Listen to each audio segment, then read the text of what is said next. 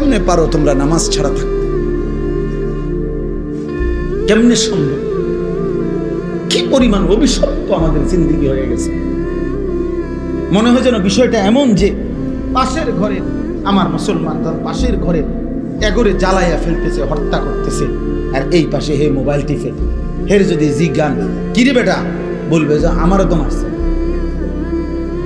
আমারও তো মারছে না, এটা ফিলিস্তিনে না, এটা তো বাংলাদেশে না, আরে এটা তো আমরা ঢাকা না, এটা কুমিল্লা না, তো এটা কুমিল্লা শহরে না, এটা বুড়িসং না, এটা দেবিদ্বারে না, এটা আমগো গ্রামে না, তো আমারও তো আর মারছে না, আমারও তো মারছে।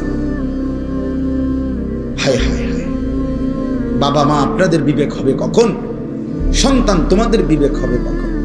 আরে মিয়া, আর কিছু করতে না পারি, চোখের পানিটা তো ফেলতে পারতাম, আল্লাহর কাছে বলতে তো পারতাম যে আল্লাহ, মজলুম আর কতদিন কাঁদবে, ইমানদারের রক্ত আর কতটা ঝরবে, আমার মায়ের লাশ আর কতটা ছিন্ন হবে, আমার বোনের লাশ আর কতটা ছিন্ন ভিন্ন হয়ে যাবে।